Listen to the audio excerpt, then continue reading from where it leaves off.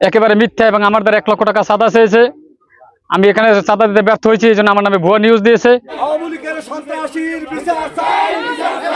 রাঙ্গাবালিতে স্বৈরাচারের দোসর সাংবাদিকদের বিরুদ্ধে ঝাড়ু জুতা মিছিল। পটুয়াখালীর রাঙ্গাবালিতে সাংবাদিক পরিচয় দিয়ে চাঁদাবাজির অভিযোগ কামরুল হাসান মল্লিকের বিরুদ্ধে মানববন্ধন ও বিক্ষোভ মিছিল করেছে এলাকাবাসী। বৃহস্পতিবার সকাল 10:30টায় রাঙ্গাবালী সদর ইউনিয়নের চরযমুনা গ্রামে শতাধিক নারী পুরুষ এই প্রতিবাদ কর্মসূচিতে অংশ নেন। এ সময় নারীরা ঝাড়ু ও জুতা হাতে নিয়ে তার বিরুদ্ধে বিভিন্ন স্লোগান দেয়।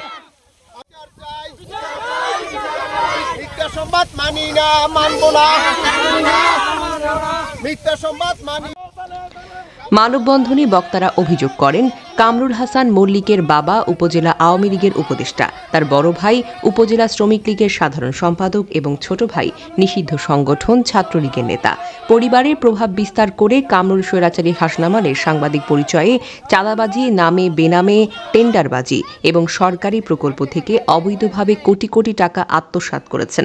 তৎকালীন এমপি, ইউএনও এবং আওয়ামী লীগের নেতাদের সঙ্গে যোগসাজশ করে উপজেলার হাটবাজার, খেয়াঘাট ও সরকারি প্রকল্প নিয়ন্ত্রণ নিয়ে লুটপাট করেছেন। তার চাঁদাবাজি এখনো বন্ধই হয়নি। বক্তারা আরও জানান, বর্তমানে সাংবাদিকতার আড়ালে ব্ল্যাকমেইলিং চালিয়ে যাচ্ছেন কামরুল হাসান। সম্প্রতি চরযমুনা গ্রামের কৃষক জুয়েল শিকদারের ব্যক্তি মালিকানাধীন মাছের ঘেরে গিয়ে প্রায় 1 লাখ টাকা চাঁদা দাবি করেন তিনি। পরে 10,000 টাকা দিলেও পুরো টাকা দিতে না পারায় জুয়েলকে মিথ্যা সংবাদ প্রকাশের মাধ্যমে হয়রানি করেন। এছাড়াও চরযমুনার বন্যা নিয়ন্ত্রণ বেড়িবাঁধ বাহিরের মানুষজন দৈনন্দিন রান্নার জন্য বনায়নের শুকনো কাঠ সংগ্রহ করে থাকে। সেই চিত্র ধারণ করে বনায়নের গাছ থেকে পাচার করা হচ্ছে এমন প্রশ্ন তুলে গণমাধ্যমে সংবাদ প্রচার করেন কামরুল হাসান মল্লিক। এছাড়াও স্থানীয় প্রকৃত মন্তব্য আড়াল করে মন গড়া মন্তব্য ধারণ করে তা প্রচার করা হয়। স্থানীয়রা সংবাদের প্রতিবাদ জানিয়ে প্রশাসনের হস্তক্ষেপ কামনা করে দাবি তুলেন পতিত সরকারের স্থানীয় সংবাদের প্রতিবাদ জানিয়ে প্রশাসনের হস্তক্ষেপ কামনা করে দাবি তুলেন পতিত স্বৈরাচারের দোসর কামরুল হাসানকে দ্রুত গ্রেফতার করে আইনের আওতায় আনা হোক।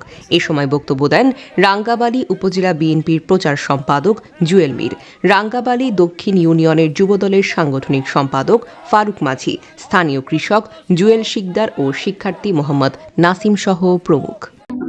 আমার একটা গেট নিয়ে এক কুচক্র মহল কামরুল সাংবাদিকের দিয়ে ভুয়া নিউজ দিয়েছে। এটা একেবারে মিথ্যা এবং আমার দ্বারা 1 লক্ষ টাকা চাঁদা চেয়েছে।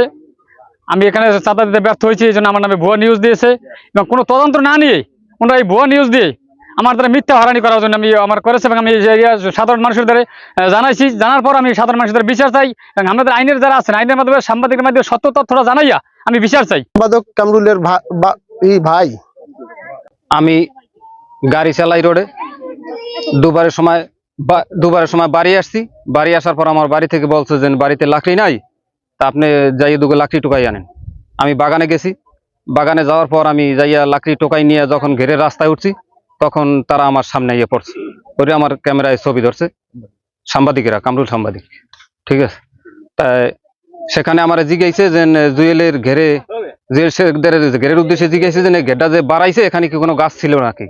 আমি বলছি যে না, এখানে কোনো গাছ ছিল না, ঠিক আছে, গাছ ছিল না আর আমরা কোনো সময় দেখিও নাই। তারপরও তারা আমাকে বলছে যে তুমি বলো এখানে গাছ ছিল। আমি বলছি যে না, সেটা আমি বলতে পারবো না, যেটা আমি দেখি নাই সেটা আমি বলতে পারবো না, ঠিক আছে। তারপর আমাকে বলছে তোমার কোনো সমস্যা নাই, তুমি লাকড়ি নিয়ে যাও, তোমার কোনো সমস্যা নাই, কিন্তু তুমি কিছু বলতে পারো। আমি কিছু যে না, আমি এরা মিথ্যা কথা বলতে পারবো না, ঠিক আছে। এই বলার পর মনে করেন আমরা সাধারণ মানুষ এই নদীর পাড়ে যারা আছি এরা বাগানে যাই, আমার সিডারে বন্যায় যে সমস্ত লাকড়ি মাকড়ি গাছগুলো ভেঙে পড়ছে ওই মনে করেন শুকিয়ে 2-3 বছরে হালকা হয়ে গেছে, ওই আমরা কাঁধে করে নিয়ে আসি। ওই টাইমে আমার ক্যামেরায় ছবি ধরছে, ঠিক আছে। এই লাকড়ি নিয়ে আমরা আসি, এই ভুয়া সাংবাদিক কামরুলে আমার ছবিতে দিয়ে দিচ্ছে। সাংবাদিক আমাদের যমুনার চরে সে টাকা চায়, লাকড়ি আনে, সাধারণ গরিব টাকা চায়। তার বাপ ছিল আওয়ামী লীগের উপদেষ্টা, রাঙ্গাবালী আওয়ামী লীগের উপদেষ্টা। সে ঘাট বাণিজ্য করতো, বাজার বাণিজ্য করতো, সে ঘর বাণিজ্য করতো, টিউবওয়েল বাণিজ্য করে, এখনো সে বাণিজ্য চালায় আওয়ামী লীগের দোসর হইয়া। এই আমার যে ছবিটা ছাপাইছে সেই ছবিটা মানে আমি আমি ওই শুকনা ঠাল এগুলা আনতেন গেছি। হ্যাঁ, হেরা আমার ছবিতে মোড়া গাছ মানে ইয়া করে দিছে, মানে মিথ্যা অপরাধ দিছে। আমরা ঠাইল ঠুল রয়েছে সেমকে হে লোকরা গেছে সেমকে আমরা বসি রয়েছি কোন ঠাইল মানে গোছাই। আর হেরে আম করে ওই মোটা গাছ মানে আমি হাঁটি এই মোটা গাছ আমার ইয়া দি মানে ছবিতে ইয়া করে দিছে আর বড় ভাই জুয়েল শিকদার সে একটি তার রেকারি সম্পত্তিতে এটা ঘের করছে। এখানে শত শত ঘের আছে, শত শত রাস্তা আছে বন বিভাগের কাজ দিয়া। আর বড় ভাই জুয়েল শিকদার সে যে বন বিভাগের পাশ দিয়ে যে রাস্তা আনেছে তার কাছে সে চাঁদা চাইছে, 1 লাখ টাকা পর্যন্ত চাঁদা চাইছে। সে 10,000 টাকা নাকি দেওয়া হয়েছে। তারপর 1 লাখ টাকা দিতে সে নারাজ হয়েছে। নারাজ হওয়ার পরে তার নামে ভুয়ার সংবাদ প্রচার করে দিছে। এখানে আরো স্থানীয় যে সাধারণ মানুষ আছে তারা লাকড়ি নেছে, ওই লাকড়িগুলোও তাদের ছবির ফুটেজে দেওয়া হয়েছে। এখানে যারা লাকড়ি নেছে এরা আসলে নির্দোষ, এরা কোনো দোষ নাই। এরা সাধারণ মানুষ। ওই শুকনা ডালপালা আনে, আসলে কোনো কাঁচা গাছ একটি মানুষের, একটা মহিলা মানুষের আনা কোনো সম্ভব না। কোনো মানে মোটা গাছ জেতা গাছ এটা কাইটে আনা কোনো মহিলার সম্ভব না। এরা শুকনা গাছ আইনা এরা করছে। ওই তারা লাকড়ির জন্য মানে রান্না বান্না করে। সাধারণ মানুষ কোথায় পাইবে? বাড়ির সবসময় এই বেরিবাদের বাহিরে থাকে। ওই এই আছে আপনার এই গাছগুলো যে সময় লাগে এগুলো আইনা ওই রান্না